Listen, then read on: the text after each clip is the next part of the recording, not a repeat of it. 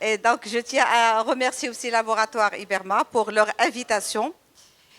Et j'ai essayé de vous faire un petit rappel sur l'arthrose, mais si vous avez des questions, des éclaircissements, vos questions sont les bienvenues.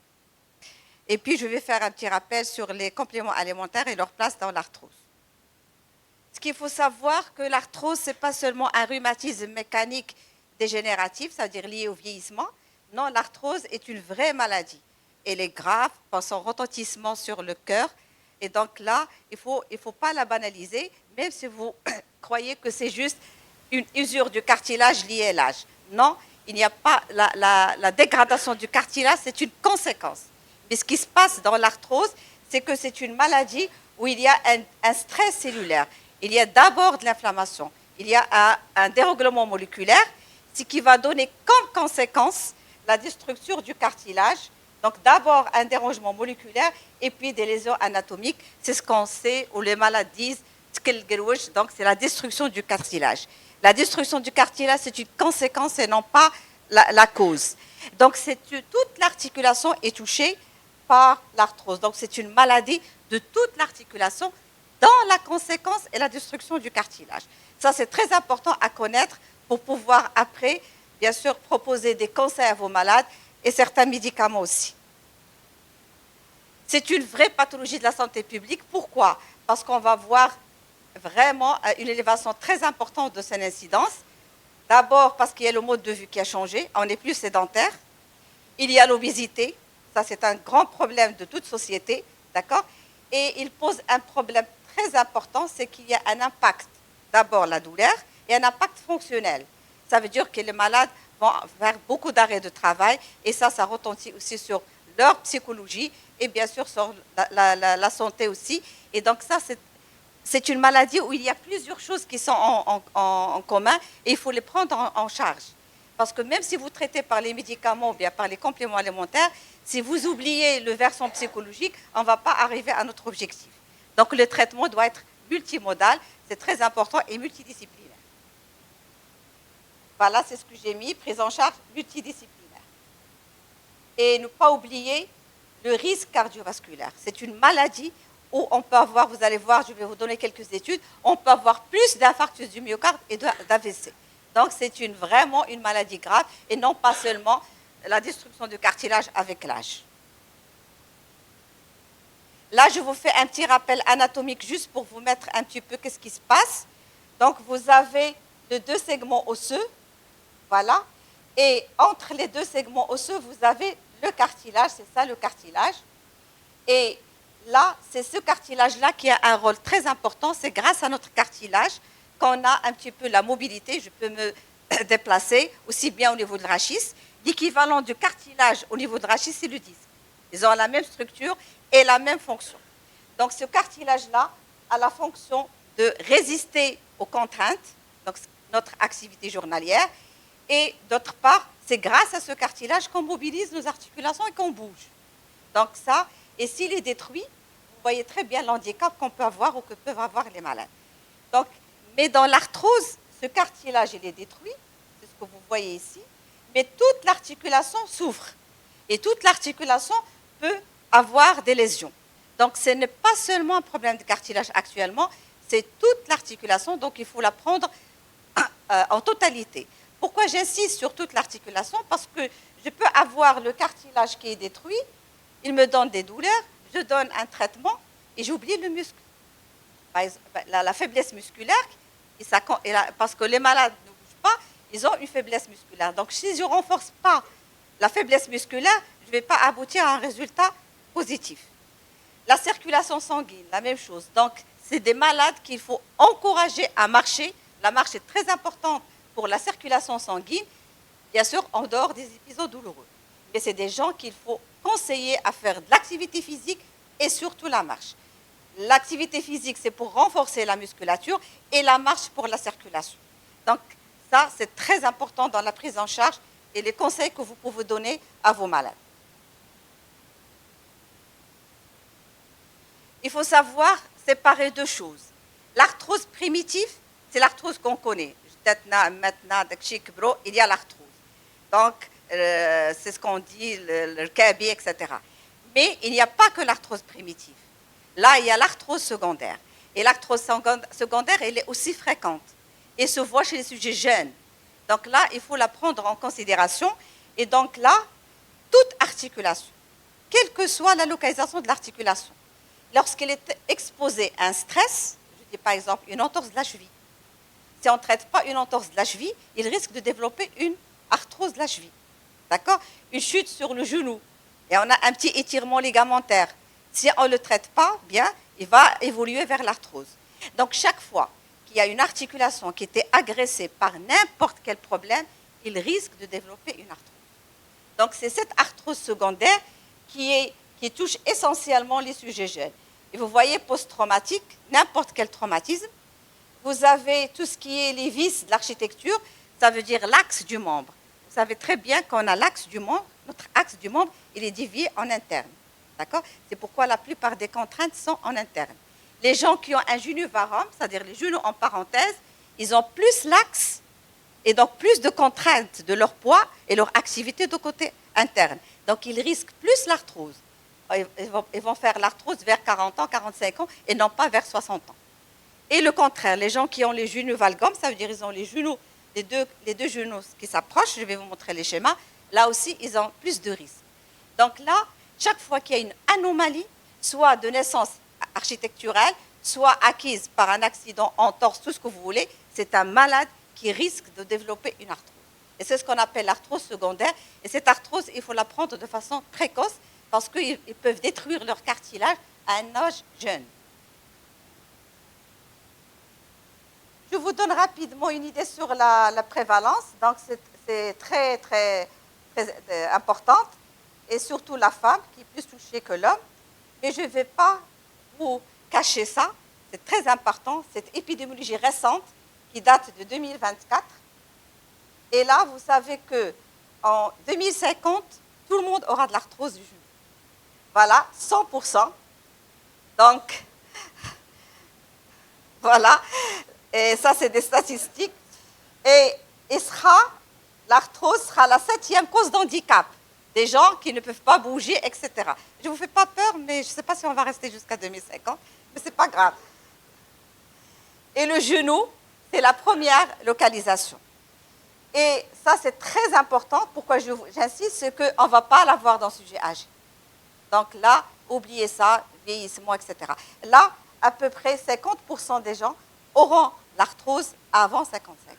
Et vous voyez l'handicap, etc., c'est très gênant. Etc. Donc, d'où l'intérêt de s'occuper de cette maladie, en plus des complications. Et on dit que le problème va être résolu par la chirurgie. On va mettre une prothèse et ça y est. 20% des prothèses placées comme traitement radical, il y a l'échec. D'accord?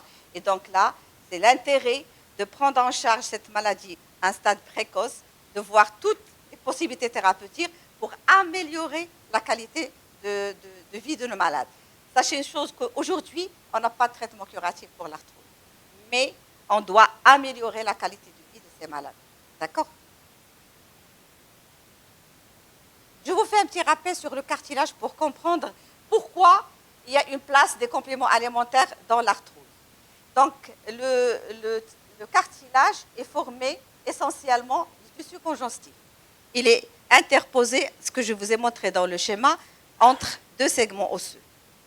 Donc, il permet le glissement entre les deux segments osseux sans friction et il a un rôle d'amortisseur contre les contraintes journalières, nos activités journalières. Donc, c'est son rôle essentiel. Il est formé par deux choses, deux structures. Il y a la cellule, qui est le chondrocyte, c'est parce que ça vient de cartilage, donc chondrocyte, et cette cellule-là, elle est responsable de la sécrétion de tout ce qui est la matrice extracellulaire. La matrice extracellulaire, c'est quoi? C'est les différents constituants en protéines, en collagène, ces structures-là permettent le rôle, bien sûr, contre les contraintes et facilitent le glissement. Donc, à l'état normal, pour les gens qui n'ont pas de problème d'arthrose, il y a un équilibre. Ce que fabrique le chondrocyte va être détruit, après va être construit. Donc, il y a un équilibre entre la destruction et la construction. Le tissu, les articulations, leur tissu, essentiellement le cartilage, est un tissu vivant. Donc, ce qui est formé, après, il fait sa fonction, il est détruit et remplacé.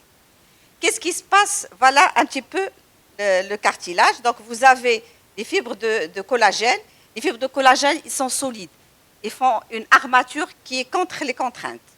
Et tout ce qui est la substance fondamentale, c'est essentiellement les protéoglycanes. C'est des structures qui sont très riches en eau. Et grâce à cette richesse en eau, il peut s'opposer aux contraintes. Imaginez quelque chose qui est riche en eau, même si vous faites une pression, il va bien sûr supporter cette pression. Donc voilà un petit peu le cartilage normal. Et le chondrocyte, c'est la cellule qui permet de renouveler la substance fondamentale et les fibres de collagène. Et vous imaginez bien que si cette cellule est malade, eh bien, la matrice aussi, eh bien, on va avoir de l'arthrose. Voilà un schéma où vous avez, ça c'est le chondrocyte, il va sécréter les fibres de collagène et la substance de la matrice qui, grâce à cette substance, on va lutter contre les contraintes, on va bouger, etc. C'est grâce à cet équilibre entre la synthèse et la dégradation du cartilage. Donc, vous imaginez, l'arthrose, c'est quoi? Si on a compris comment ça se passe, l'arthrose, ça va être, à votre avis, donc un déséquilibre entre la synthèse et la dégradation. Donc voilà, je vous fais un petit rappel. La substance la plus importante dans la constitution du cartilage, c'est les protéoglycanes. C'est grâce à ces protéoglycanes qui sont riches en eau qu'on suppose aux contraintes et qu'on facilite le glissement entre les deux segments osseux. Ils sont formés, quand vous voyez, pourquoi j'insiste sur cette formule-là, bon, c'est juste un rappel, c'est pour voir pourquoi les compléments alimentaires ont un intérêt dans le traitement de l'arthrose. Donc vous avez là, c'est une association entre protéines et des structures à base de glucose. Et là, vous voyez la glucosamine qui fait partie des constituants de cette protéoglycane. Et puis, ça c'est la première chaîne. Après, on ajoute essentiellement la chondroïtine sulfate, qui est un élément essentiel des protéoglycanes. Et là, cette structure-là, elle est formée par plusieurs éléments. Et on a compris que lorsque le chondrocyte, la cellule qui sécrète la matrice et qui est, elle, responsable de la synthèse et la dégradation, lorsqu'il est malade, cette cellule-là, il peut fabriquer de protéoglycanes de mauvaise qualité. Elle est là, c'est-à-dire elle n'est pas détruite, mais elle peut fabriquer des protéoglycanes de mauvaise qualité. Ça veut dire qu'ils ne sont pas très riches en eau et qu'il y a des éléments essentiellement, glucosamine et la chondroïtine, qui ne sont pas en quantité suffisante.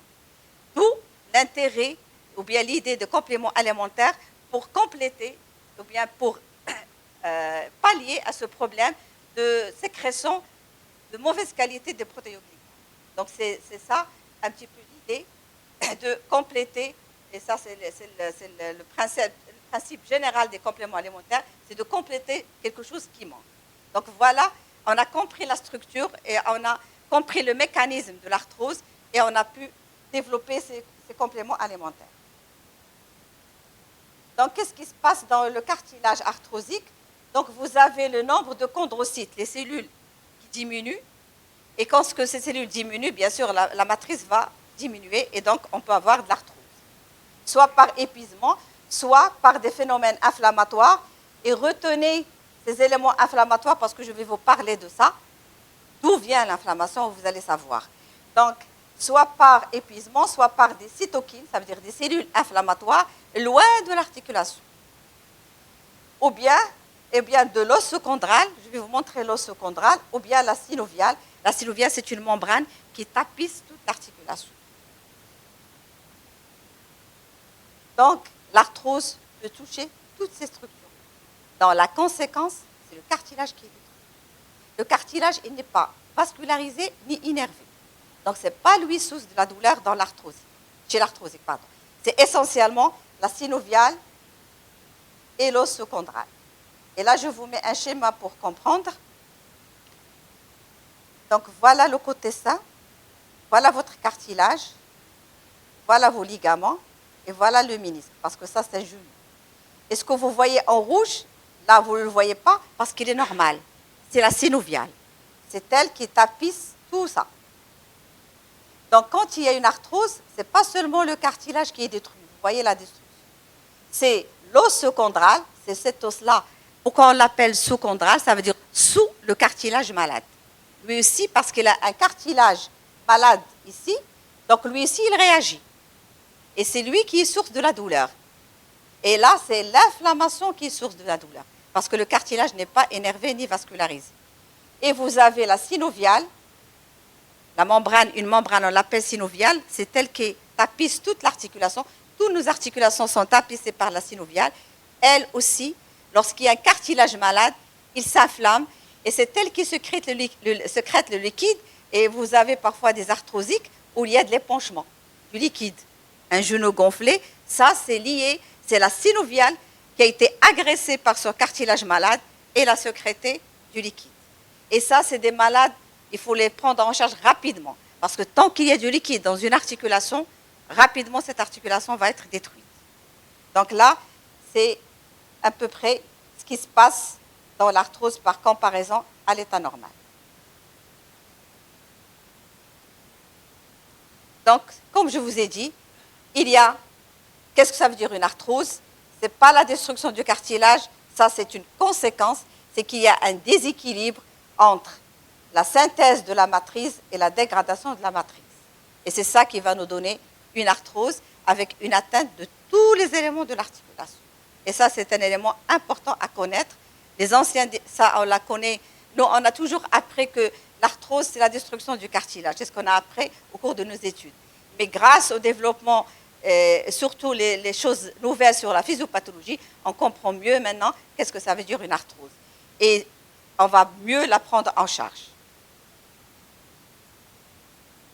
L'arthrose, il y a des facteurs de risque. Pas tout le monde va faire une arthrose. C'est comme la vue, l'audition. Pas tout le monde va... Peut-être moi, j'aurai la diminution de l'acuité visuelle à 40 ans, une autre personne à 60 ans, une autre personne à 70 et continue à voir bien. Donc ça, il y a le facteur génétique. Et c'est un facteur qui est très important. Donc, c'est une maladie où il y a une prédisposition génétique. Mais aussi, il y a des facteurs de risque. Des facteurs de risque, par exemple, vous avez l'âge. Plus on avance dans l'âge, plus on sécrète moins les structures dans tout l'organisme, pas seulement le cartilage. L'estomac, le foie, etc. Il y a une diminution de la qualité de la fabrication cellulaire. Le rein aussi. L'obésité, et je vais vous expliquer comment l'obésité agit au niveau articulaire. L'activité sportive, certaines activités sportives, par exemple le foot, font beaucoup de lésions méniscales, beaucoup de lésions ligamentaires, et donc cette articulation qui a subi cette agression au niveau ligamentaire et méniscal risque de développer une arthrose. Ça ne rate pas. Une articulation qui a été agressée, il va faire de l'arthrose un jour. Et bien sûr, l'activité professionnelle, ça veut dire les gens qui ont déjà une prédisposition génétique, mais ils ont un travail debout. Donc, ils restent, par exemple, les gardiens, par exemple, ils restent debout 4 heures, 5 heures. Les gens qui portent des charges lourdes, en plus de leur poids, il y a une charge lourde. Donc, c'est des facteurs qui exposent à l'arthrose. Donc, c'est des gens, parfois, on est obligé de les reclasser professionnellement parce qu'ils ne peuvent pas, bien sûr, continuer à travailler de la même manière. Et il y a les facteurs locaux. C'est ce que je vous ai dit. Chaque fois qu'il y a une articulation qui a été agressée, il va finir par faire de l'arthrose. Et donc, les gens qui, par exemple, ont fait une entorse, il faut absolument renforcer les ligaments. Et par la rééducation, parce que sinon, ça va retentir sur leur cheville ou bien sur le médio-pied, ils vont finir par faire de l'arthrose. Donc, chaque fois que j'ai une articulation qui a été agressée par n'importe quel problème, je dois absolument la renforcer, cette articulation. Pourquoi? Parce que chaque fois qu'une articulation perd ses moyens de défense, parce que l'articulation, il y a, avec ses ligaments, ses muscles, etc., il est couverte. C'est pourquoi on ne fait pas d'arthrite septique. C'est-à-dire les germes ne rentrent pas dans nos articulations. On fait une grippe, une diarrhée, etc., mais on ne fait pas d'infection articulaire. Parce que nos articulations sont bien protégées. Et bien, si j'enlève cette protection, si cette articulation a été agressée, un ligament qui s'est allongée. Donc là, je perds un petit peu les moyens de défense et je risque de développer des infections et par conséquent développer une arthrose. Donc, tous les facteurs locaux peuvent bien sûr être responsables d'arthrose. Là, je vous montre un petit peu, quand je vous ai parlé, l'axe du membre. Ça, c'est très important. Quand on voit, nous, un malade qui est jeune et qui a un genou varum, c'est le plus fréquent, c'est les genoux varum. Les genoux en parenthèse, là. Voilà. Donc, ces malades-là, s'ils n'ont pas de signes, il faut les laisser tranquilles. Mais s'ils commencent à avoir mal, même s'ils sont jeunes, à 30 ans, 35 ans, et ils ont un genou varum, c'est des jeunes qui vont faire de l'arthrose. Pourquoi? Parce que l'axe du membre il est très dévié du côté interne. Et donc, vont détruire leur cartilage interne. Et ces malades-là, soit on leur propose de faire une ostéotomie, ça veut dire qu'on coupe et on revient à l'axe à la normale pour éviter les contraintes, ou bien on leur propose des genouillères qui corrigent. D'accord? Donc là, ces jeunes-là, donc ça, lorsqu'ils commencent à avoir mal, c'est-à-dire que l'arthrose, à peine il commence, c'est des gens qu'il faut sauver, sinon ça va être complètement détruit. Là, c'est les genoux valgum dont je vous ai parlé, donc les genoux comme ça, et là, ils vont développer de l'arthrose externe et non pas interne, parce que l'axe du membre va être dévié du côté externe. Et puis, il y a le genou recurvatum, ça, c'est pas fréquent. Et il y a le flessum. Donc, ces anomalies des genoux, d'accord, c'est des anomalies de naissance. C'est la fabrication initiale qui n'était pas bien faite. Donc, on n'y peut rien. Comme la génétique, on n'y peut rien. Donc là, ces malades-là, lorsqu'ils consultent pour une douleur du genou, par exemple, là, il faut les prendre en considération parce que c'est des gens qui risquent vraiment de développer une arthrose importante et ils risquent rapidement de passer à la prothèse. Et quand vous avez la prothèse, elle a une demi-vie de maximum, à votre avis, non, 20 ans. D'accord? Et donc, il doit la changer. Donc, ce n'est pas évident de changer toute une chirurgie, l'anesthésie, etc. Donc, d'où l'intérêt de prendre ces malades-là à un stade précoce et d'éviter l'aggravation de l'arthrose et la destruction complète du cartilage.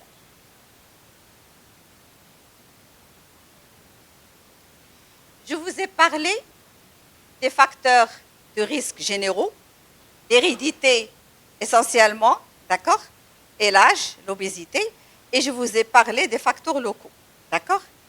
Actuellement, on a découvert d'autres facteurs qui vont être un petit peu, ça va vous étonner un petit peu, mais ça existe, c'est ça le problème. Et donc le facteur dont j'insiste, et ça c'est très important, lorsque vous recevez des malades et vous leur posez la question s'ils ont des troubles de sommeil, oubliez l'articulation et réglez d'abord le problème de sommeil. Quelle que soit la pathologie, dans toute pathologie chronique, parce que l'arthrose c'est une pathologie chronique, c'est comme le diabète, l'hypertension.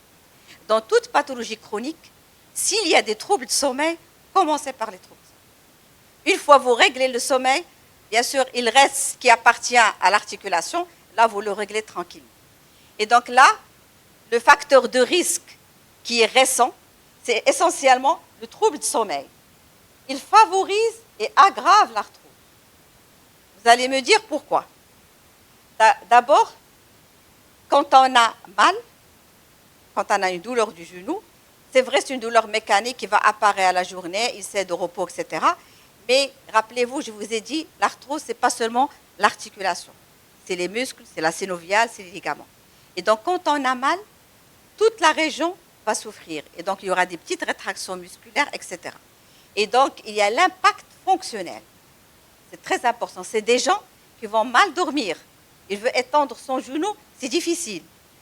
L'arthrose au niveau lombaire, au niveau du dos, il veut se tourner, l'arthrose, l'équivalent du cartilage au niveau du rachis, c'est-à-dire le cervical et le lombaire, c'est le disque.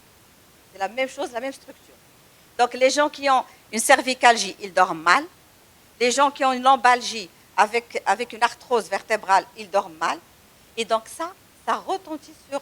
Soit il va aggraver l'arthrose s'il est là, et parfois même favorise chez les gens qui ont des facteurs de risque l'apparition de l'arthrose.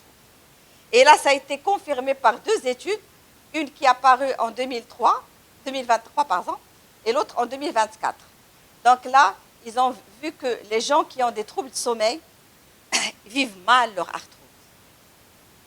Et donc, l'arthrose s'aggrave. Ils rentrent dans la déprime, dans la sédentarité, et ça, c'est des phénomènes, c'est un cercle vicieux qui aggrave leur arthrose. Et vous avez là une autre étude qui a montré, qui a comparé ça en nombre d'heures.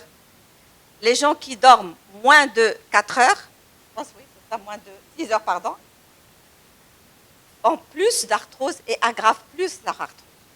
Et donc, nous, dans tout ce qui est nous, on est des rhumatologues, donc on traite tout ce qui est maladie chronique. Hein. Donc, automatiquement, lorsqu'on a n'importe quelle pathologie, en rhumatologie, s'il y a un trouble de sommeil, on le corrige. Et ça, c'est très important. C'est vrai, on vient de parler, parce qu'on a fait des études, grâce à l'informatique, à la base des données, etc., on a compris pas mal de choses. Mais là, sincèrement, nous, on s'intéressait à ça avant d'avoir ces résultats-là, parce que c'est des résultats récents. Donc ça, c'est un trouble, c'est un facteur de risque d'aggravation de notre arthrose. Le deuxième, c'est les femmes. Et les femmes, ce n'est pas le problème hormonal, ce n'est pas les problèmes, c'est ce qu'on dit, non, parce que les femmes, je m'excuse pour, moi aussi je suis femme, et on est plus sensible à la douleur. Il faut faire la différence. On est plus sensible au sbarine. On va comprendre cette schizophrénie, ce contraste, mais c'est pourquoi on a le niveau de la douleur, il est plus intense. Et ça, c'est essentiellement, c'est pas hormonal, c'est le centre de la douleur, notre centre de la douleur au niveau cérébral, il est plus stimulé. C'est comme je sais pas, vous connaissez les fibromyalgiques? C'est un peu ça. Donc, c'est comme les fibromyalgiques. Donc, ça aussi, c'est un facteur de risque. Quand il y a une femme, il faut absolument jouer sur sa psychologie aussi.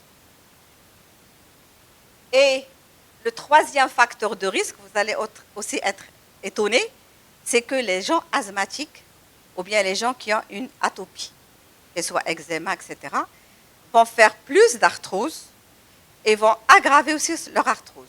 Donc les gens asthmatiques, etc., il faut bien les prendre en charge et régler leur asthme.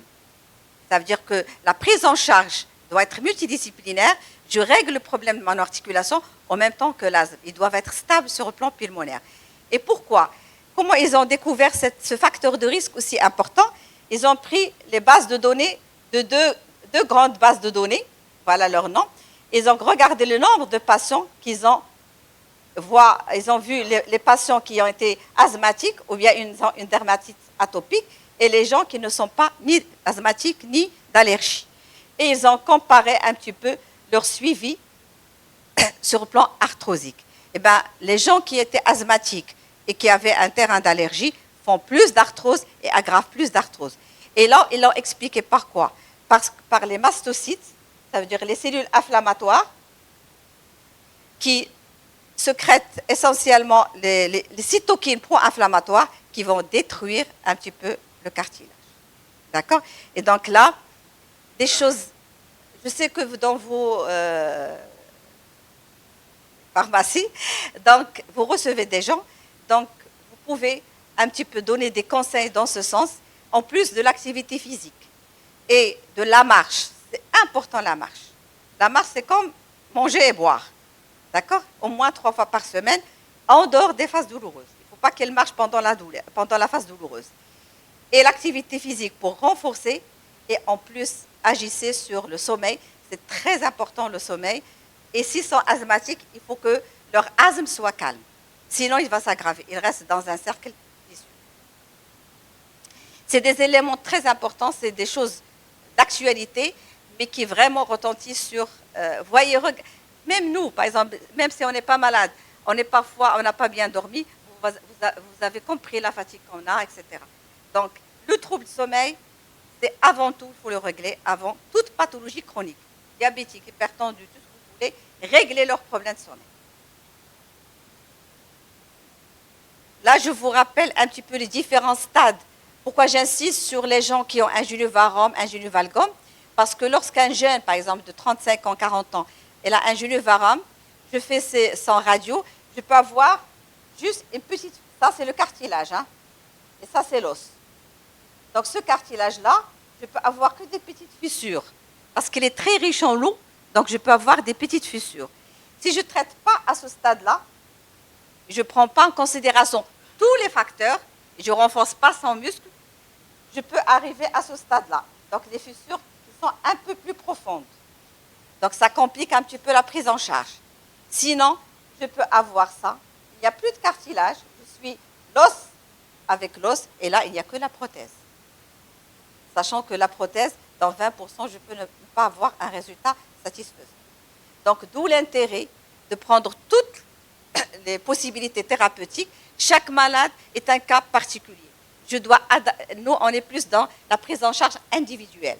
Donc, je vois ces facteurs de risque, je vois ces problèmes et je donne un traitement en fonction de ça. Et je dois être multidisciplinaire. Donc, si je fais ça sur plan schéma, qu'est-ce qui se passe? Vous avez, voilà votre cavité articulaire, voilà le cartilage. Donc, ça, c'est une articulation normale. Et vous voyez tout ça, c'est toute une structure qui peut souffrir. Si le cartilage souffre, tout ça va souffrir, y compris le muscle. Voilà comment ça se passe. Ça commence à être détruit. Et voilà, si je ne traite pas, ça y est, l'os est en contact de l'os. Et donc, le malade, il a une friction. Donc, il peut à peine il marche, il aura mal. Il ne peut pas marcher. La montée des escaliers, la prière, tout ça, ça fait souffrir. Et donc là, c'est très important. Et cet impact fonctionnel, il est très important. Pourquoi? Et c'est pourquoi je suis pour les compléments alimentaires, parce que les compléments alimentaires agissent sur l'impact fonctionnel. Peut-être pas vraiment sur la douleur, mais sur la fonction. C'est très important. Donc les malades reprennent un petit peu plus leur souplesse, etc. Et parfois, nous, on voit les malades, est-ce que vous êtes bien? On traite, il est douloureux, on donne un traitement. Il revient pour le contrôle et on lui dit, est-ce que vous êtes mieux? Il vous dit non. Alors qu'on sait très bien que le traitement qu'on a donné, il va agir sur la douleur, 100%. Et quand on pose quelques questions avec le malade, c'est que la douleur n'est plus là. C'est-à-dire, il n'a plus mal. Mais lui, qu'est-ce qu'il cherche? Il cherche la fonction. Ça veut dire qu'il veut que son genou soit vraiment complètement libre. Pourquoi? Parce que quelqu'un qui a de l'arthrose, il peut s'asseoir, lorsqu'il veut se mettre debout, c'est un peu difficile. Il a des difficultés. Il doit appuyer. Ça, le malade ne l'accepte pas. Et pour lui, lorsqu'on lui donne un médicament, ça y est, il va reprendre aussi bien la douleur qui va partir, il va reprendre sa fonction. Et là, il faut l'expliquer au malade, c'est pas facile. Les médicaments, on n'enlève que la douleur. Mais la fonction, il faut l'améliorer. Là, c'est la place des compléments alimentaires, la place de la rééducation, de la marche. Et donc ça, faites attention lorsque les malades, parfois, parce que c'est des maladies chroniques, ils ne voient que le pharmacien. Il faut bien poser la question, est-ce qu'elle a mal ou bien est-ce qu'elle est gênée et c'est la fonction qui est touchée. Et là, le traitement est différent. Donc voilà, si on fait une radio pour vous donner juste une idée. Donc voilà le segment osseux. Et ce que vous voyez noir, ça correspond au cartilage. D'accord? Le cartilage n'est pas calcique, donc il n'est pas radio-opaque. Donc voilà, ça commence un petit peu à se pincer, donc il diminue de hauteur. Voilà, et là il n'y a plus de cartilage, vous êtes les deux segments osseux. Ça c'est au niveau de la main. C'est l'arthrose de la main. Je ne sais pas si vous connaissez l'arthrose des mains.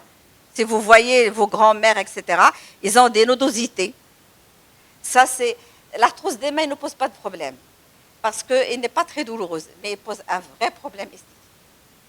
Donc ça, c'est... Et vous avez, ça c'est la hanche, là aussi. Vous voyez, ici, complètement détruite. Là, c'est la prothèse. Hein. Ça, c'est le genou. Là, c'est un genou qui est un peu touché, parce qu'on voit un petit construction osseuse, et là, complètement détruite. Et donc, aujourd'hui, on a plus besoin de ne pas arriver à ce stade-là, mais stopper la maladie, puisqu'on n'a pas de traitement curatif. Au moins la stopper à un stade où l'être humain, ou bien l'arthrosique, peut vivre avec une qualité de vie au moins acceptable. Donc là, c'est quand on n'a pas vraiment une arme efficace, radicale, au moins on améliore la qualité de vie. Là, c'est très fréquent, le rachis cervical. L'arthrose au niveau du rachis cervical, les dentistes, ça c'est très fréquemment sont touchés par tout ce qui est arthrose cervicale. Voilà. Et les pharmaciens, c'est essentiellement le lombaire. D'accord?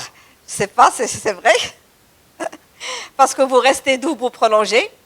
Donc là aussi, c'est de l'arthrose. Regardez, tout ça, c'est de l'arthrose. Ça, c'est le disque. Donc toujours deux segments osseux. Ce que vous voyez noir, ça correspond au disque. Donc c'est le cartilage.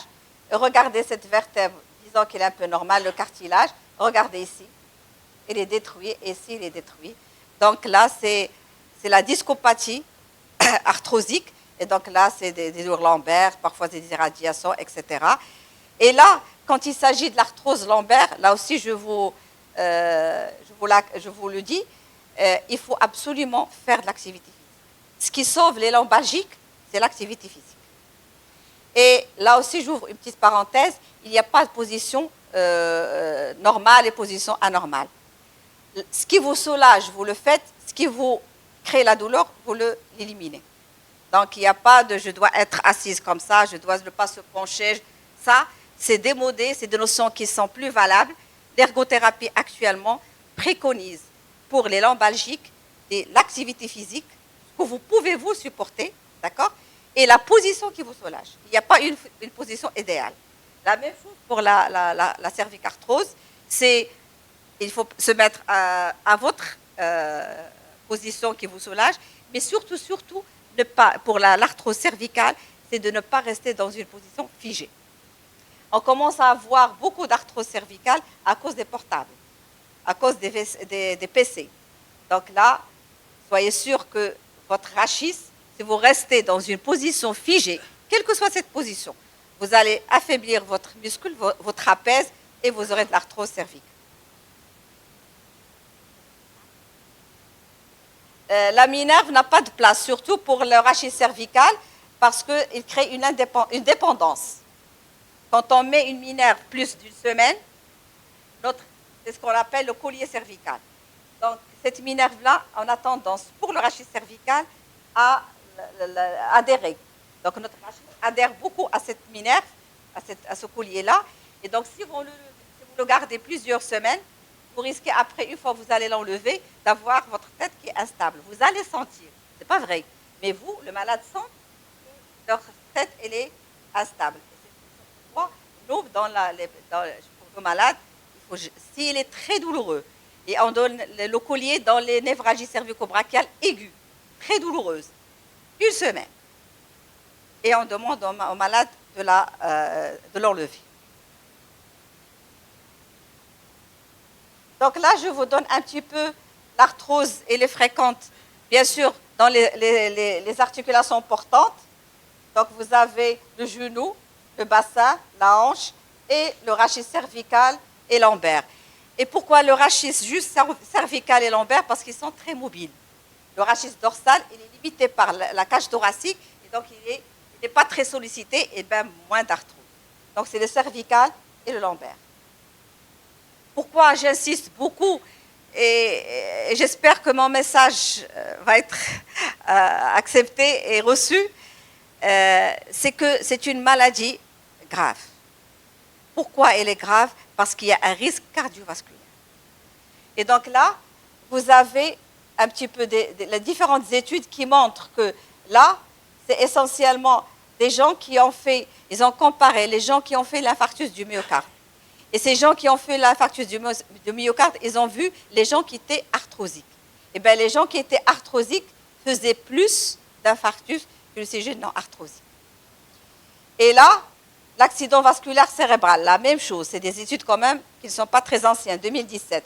Là aussi, ils ont comparé les gens qui ont de l'arthrose, OA c'est de l'arthrose, donc les événements, ça c'est deux auteurs, les événements de l'AVC, chez les gens qui n'étaient pas arthrosiques et les gens qui étaient arthrosiques, regardez la différence, 9 288 contre 6 933. Donc, ils font plus d'AVC. Vous allez me dire pourquoi? C'est très simple. Parce qu'ils ont les mêmes facteurs de risque.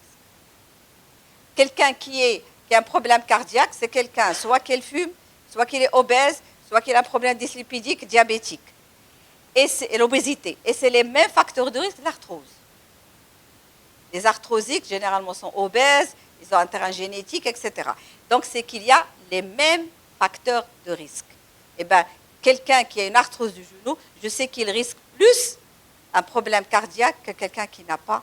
Et donc, de ce côté-là, je vais vraiment le prendre en charge. Là, je vous donne la mortalité par l'arthrose. Elle est en augmentation. Voilà. Donc, pourquoi elle est en augmentation? À cause de la sédentarité. Quelqu'un qui est sédentaire va avoir plus de poids, il bouge moins, ses vaisseaux sont un petit peu athéromateux, et donc là, il va faire plus. Il va mourir avant le sujet qui n'est pas arthrose. Mais on prend l'asbab. Donc, ce n'est pas pour vous faire peur, loin de là. C'est juste considérer comme cette pathologie comme quoi elle n'est pas simple, n'est pas liée à l'âge, c'est une vraie maladie qu'il faut prendre en charge. Là, je vais vous parler d'un élément très important parce que vous pouvez donner les conseils à vos malades, c'est-à-dire perdre le poids, c'est très important dans la prise en charge des arthrosiques. Et je vais vous expliquer pourquoi. Et perdre du poids, ce n'est pas seulement parce qu'il y a de l'arthrose du genou. Vous allez comprendre qu'on peut avoir des arthroses, des articulations non portantes. Parce que pourquoi nous, on dit l'arthrose, elle est en rapport avec l'obésité, parce qu'il y a les contraintes mécaniques. On a le poids sur le genou, sur notre hanche, et donc il y a les contraintes mécaniques. Oui, tout le monde est d'accord pour les contraintes mécaniques. Vous la voyez ici. Donc les contraintes mécaniques. Mais l'obésité, ou bien l'excès du poids, ne va pas ne va pas créer seulement l'arthrose par les contraintes mécaniques, mais il y a un phénomène inflammatoire. Et c'est ça qui est un peu plus grave, parce que pourquoi? Comment on a découvert cet élément inflammatoire, et vous allez savoir, et je vous ai dit, quand je vous ai mis dans la définition, faites attention, l'élément inflammatoire, c'est très important. Pourquoi? Parce qu'on a remarqué les gens qui ont de l'arthrose des mains, il n'y a pas de charge. Donc pourquoi ils ont développé de l'arthrose des mains? Et on a vu que les gens qui étaient obèses, d'accord? Et l'obésité abdominale et viscérale, ce n'est pas l'obésité qu'on voit au niveau de la cellulite, etc. Ces gens-là, ils étaient très douloureux par rapport aux autres gonarthrosiques qui ne sont pas obèses. Et puis, on a découvert qu'à l'état, les gens obèses, ils ont une inflammation basique, ce qu'on appelle la méta-inflammatoire. Voilà, la méta-inflammatoire. Ça veut dire que les gens obèses, ils ont une inflammation dans leur corps qui est là, stable, en rapport avec cet excès du poids. Quand il y a un excès de poids, il y a sécrétion de certaines cytokines inflammatoires avec des adépokines, et quand ils sont, eux, c'est responsable de l'arthrose sans contrainte mécanique. Et c'est pourquoi on peut avoir l'arthrose cervicale, c'est vrai qu'elle bouge, mais il n'y a pas une contrainte vraiment mécanique au niveau des mains. Mais là, je vais insister sur un élément très important, c'est la flore intestinale. Ça aussi, c'est très important pour les gens qui sont colopathes, et la plupart des Marocains, ils ont une colopathie fonctionnelle, parfois diarrhée, etc. Donc, ils déséquilibrent leur microbiote intestinal. Vous savez très bien que le microbiote intestinal, c'est un vrai organisme. C'est fabriqué par à peu près 300 000 à 500 000 bactéries avec des micro-organismes, et c'est un vrai organe où il y a un métabolisme, etc. Ce micro-organisme, lui aussi, c'est comme le cartilage. Il vit avec un équilibre entre les métabolites inflammatoires et les métabolites anti-inflammatoires. Donc, à l'état normal, quand on n'a pas de problème intestinal et notre flore intestinale est normale, il y a un équilibre. Sécrétion des cellules inflammatoires et des cellules non inflammatoires. Donc, il y a un équilibre entre les deux. Quand on a une colopathie fonctionnelle, n'importe quel problème et un déséquilibre de notre microbiote intestinal, il y a un déséquilibre. Et donc, j'aurai plus des cellules pro-inflammatoires que les cellules anti-inflammatoires. Et donc, ça, c'est une inflammation, ce qu'on appelle de bas grade. Et donc, cette inflammation, elle est responsable de plusieurs maladies. Et non pas seulement de l'arthrose. Et donc ça, c'est très important de connaître parce que lorsqu'il y a ce déséquilibre, ça va jouer sur la diversité de nos microbiotes, donc le nombre de bactéries, et ça va augmenter l'inflammation. Cette inflammation va être responsable de l'apparition de l'arthrose, et vous avez un petit peu les cellules adipeuses qui circulent, donc risque d'athérome, et en plus, va être responsable de la résistance à l'insuline, donc risque de diabète. Vous voyez comment l'obésité a dû rencontrer le microbiote et comment elle est responsable de plusieurs maladies. Donc là, je vous donne une cohorte de Rotterdam, où ils ont pris 1427 malades arthrosiques. Ils ont cherché quelle est la bactérie qui était plus associée à l'arthrose. Ils ont trouvé cette bactérie-là, et le streptococcus, et donc ils vont essayer, c'est dans le but de trouver un traitement pour bloquer cette inflammation. Il y a des éléments pour bloquer l'inflammation et des éléments pour bloquer le phénomène mécanique. Et donc là, voilà, ils ont compris qui était le responsable de cette inflammation. C'est la libération de liposaccharides, qui est libérée dans la circulation et qui est responsable, c'est une endotoxine, qui est responsable de l'arthrose. Et ils ont développé un traitement. C'est pourquoi maintenant on parle aussi des traitements soit par les prébiotiques.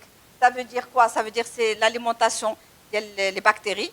Donc soit on donne les prébiotiques, des nutriments des bactéries, soit les probiotiques, on donne la bactérie elle-même pour corriger cet équilibre entre l'inflammation et anti-inflammatoire. Et bien sûr, le régime alimentaire, c'est très important. Alimentation riche en fibres, etc. Et maintenant, je ne sais pas si vous êtes au courant, qu'on utilise les sels de nouveau-nés pour traiter. Je suis désolée, mais ça fait partie pour avoir la flore intestinale, les microbiotes. Oui, la greffe, c'est connu. Mais je ne sais pas si on va l'accepter.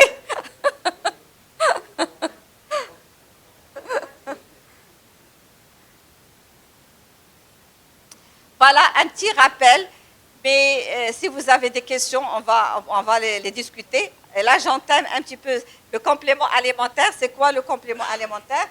Donc, c'est essentiellement, c'est ce que je vous ai dit. Rappelez-vous du schéma de glucoprotéoglycane. Il y a de la chondroïtine, le glucosamine, le calcium, etc. Donc, c'est venir pour compléter un petit peu. Elle a un effet nutritionnel parce qu'il est soit mal fabriqué ou bien elle est en insuffisance. Et ça peut être soit sous forme de soit les gélules, les pastilles, les comprimés, les pilules, etc. Donc ça, c'est un complément alimentaire qui va juste pallier à une insuffisance ou bien à une mauvaise fabrication des structures. Donc, un complément alimentaire, il peut être soit des vitamines ou des minéraux, soit des acides gras, acides aminés, les protéines, etc., soit des plantes, ou bien, là, on parle récemment, c'est ce on a ajouté essentiellement des substances innovantes, c'est le cartilage du requin, propulus, etc., pour l'immunité, etc. Donc, un complément alimentaire peut contenir tout ça, ou bien les plantes avec les vitamines, les minéraux avec les vitamines. Donc, ça dépend de la composition du complément alimentaire. Un complément alimentaire, c'est pas seulement, c'est rien, il y a des étapes, d'accord? Donc, la première étape, c'est qu'on va sélectionner les ingrédients, ce qu'on veut mettre ensemble. Ça peut être une seule substance, ça peut être plusieurs. Et donc là, soit les vitamines, les minéraux, etc. Donc, on va contrôler à chaque étape, chaque substitution, par exemple, il répond aux qualités du produit. Puis, on va mélanger et voir est-ce que cette mélange entre les différents produits est synergique possible ou non. Ça, c'est très important à connaître. Puis, voir un petit peu l'emballage, passer pour le contrôle qualité avant de donner l'autorisation bien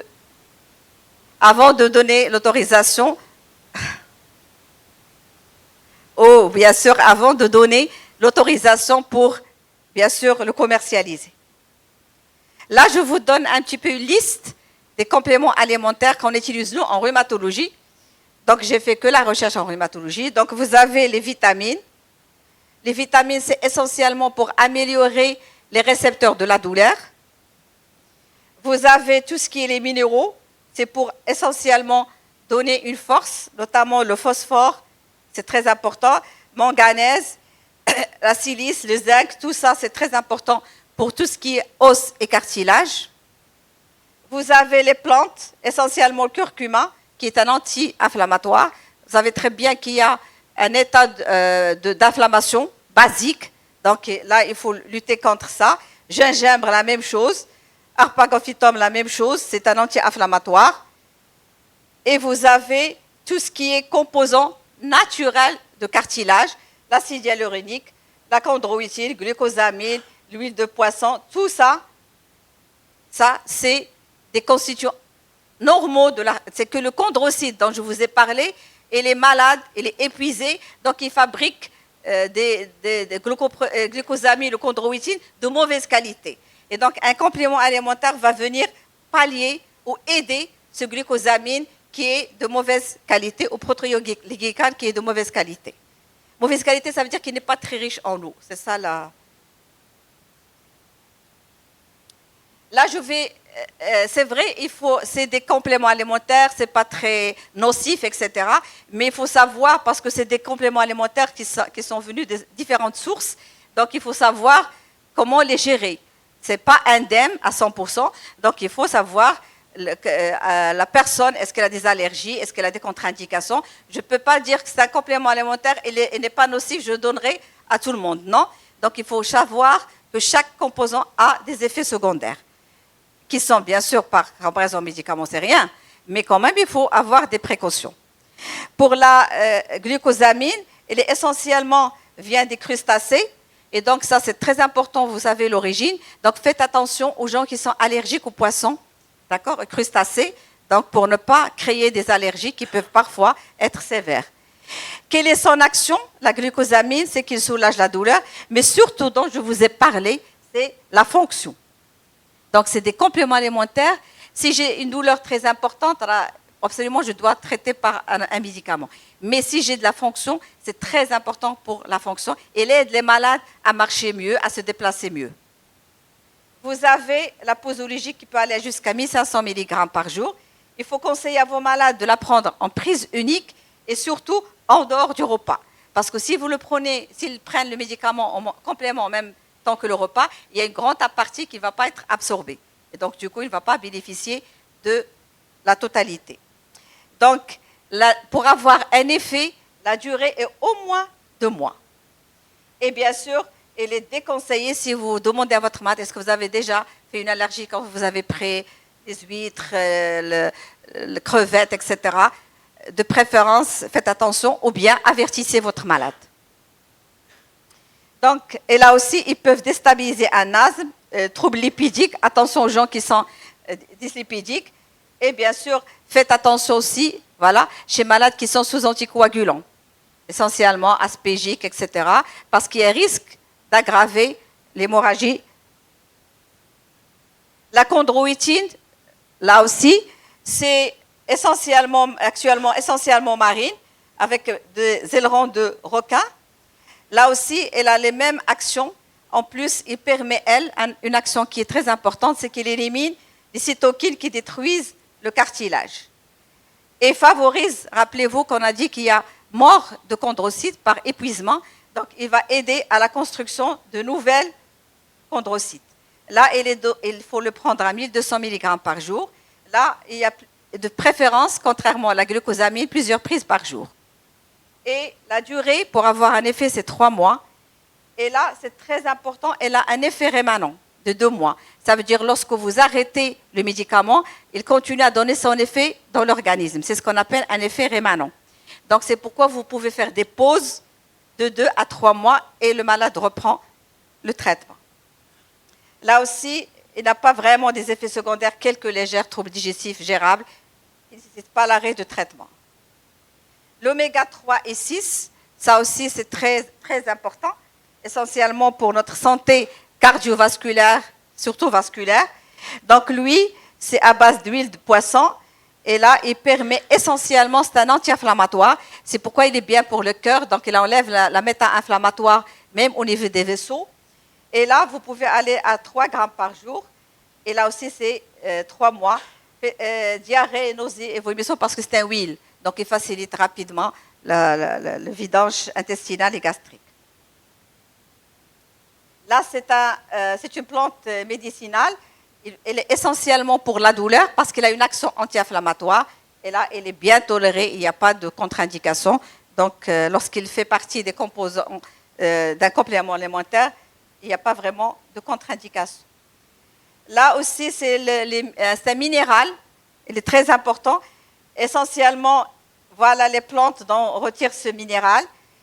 Il permet essentiellement de réduire la douleur. Là aussi, il faut le donner en dehors des repas. Et là aussi, il est bien toléré. Il n'y a pas vraiment de contre-indication. Le cuivre, il fait partie aussi des minéraux qui est très important pour là, un petit peu, là où il y a les aliments qui sont riches en le noix de pécan, il est très très bien pour la santé, aussi bien pour le cœur que pour l'arthrose. Et là, c'est la teneur en cuivre. Là, la posologie pour avoir une action vraiment importante, c'est 2 mg par jour. Gingembre, faites attention. Et elle est bien. Elle a une action anti-inflammatoire très importante, mais il y a pas mal de... parce que là, faites attention chez les sujets âgés. Parce que les sujets âgés, ils sont souvent hypertendus, avec un anti-agrégat plaquettaire, etc. Et donc, il y a des risques d'hémorragie et d'AVC. Donc, faites attention pour la quantité de gingembre, parce qu'elle a des propriétés anti-inflammatoires, mais le risque, c'est essentiellement, c'est le sujet âgé, faites attention, en plus des risques digestifs. Donc, il faut que la teneur en gingembre soit un petit peu minime. Curcuma, là aussi, elle est très bénéfique pour le corps. Elle a plusieurs actions, regardez. Il inhibe la dégradation du cartilage, inhibe la production métalloprotéase, ce sont les enzymes qui dégradent le cartilage. Donc, elle est très bien. Elle a un effet anti-apoptotique, ça veut dire qu'il lutte contre la mort des chondrocytes. Donc, ça, elle est très bien et elle est très bien tolérée. Et là, je vous invite, puisque c'est le produit, aussi c'est un complément alimentaire, mais qui est très riche en pas mal d'éléments dont je viens de citer. Donc, il contient glucosamine et la chondroïtine qui fait partie de la structure de l'acide hyaluronique et des protéoglycanes. Il y a le curcuma, vous voyez ici. Il y a aussi, là, c'est pour avoir la silice, donc grâce à la plante. Et manganèse aussi, qui a une action anti-inflammatoire. Donc, elle a montré son efficacité, elle a plusieurs actions. Donc, on a compris la physiopathie de l'arthrose, on a compris comment ça se passe, comment le cartilage est détruit. Il y a toute une inflammation, tout un cercle entre catabolisme et anabolisme. Et donc là, il permet essentiellement il stimule la synthèse du cartilage, ainsi que le liquide synovial. Et il diminue un petit peu la dégénérescence au niveau des articulations et améliore la mobilité. Et surtout, il inhibe l'inflammation, donc ça grâce à la glucosamine contenue dans ce complément alimentaire. Puis la chondroïtine, ce qu'on a vu, c'est qu'elle permet aussi de maintenir la viscosité. Ça veut dire que le cartilage reste hydrique, très riche, donc sa viscosité.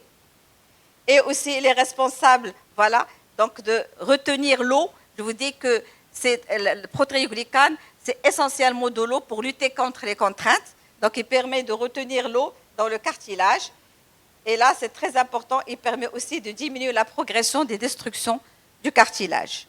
Et donc, vous avez un autre acide, le MSM, que vous connaissez très bien, le méthylsulfonine méthane, qui est un acide qui est très riche et il permet essentiellement de lutter contre l'inflammation. Là aussi, il est contenu, il fait partie des différents constituants des compléments alimentaires. Là, c'est des preuves d'efficacité de ce médicament, de ce complément alimentaire. Et là, il montre l'efficacité par comparaison au groupe contrôle, donc un petit peu sur les cellules inflammatoires. Donc, il peut diminuer les cellules inflammatoires. Et là aussi, sur essentiellement une autre molécule anti-inflammatoire, l'interleukine 6. Donc, il montre vraiment qu'il diminue les cytokines inflammatoires et par conséquent améliore la fonction et diminue l'inflammation au niveau articulaire. La même chose ici, c'est l'acide dont je vous ai parlé. Et là aussi, c'est l'efficacité de cet acide, aussi bien au niveau des cytokines interleukines bêta, le TNF-alpha, tout ça, c'est des cytokines inflammatoires. Il montre essentiellement qu'il permet une diminution de ces cytokines inflammatoires, l'interleukine 6, TNF-alpha, c'est des cytokines qui provoquent l'inflammation. Donc, je vous ai montré l'efficacité de ce complément alimentaire. Et là, je vais conclure. Donc, il faut savoir que le traitement dit alternatif, d'accord, ça garde leur place dans notre arsenal thérapeutique. On prescrit ces médicaments essentiellement pour améliorer la fonction. Ils sont bénéfiques sur la douleur, mais avec une excellente tolérance. Et les malades adhèrent à ces traitements parce que les malades, surtout dans une maladie chronique, essentiellement par exemple l'arthrose, ils ont beaucoup souffert des médicaments.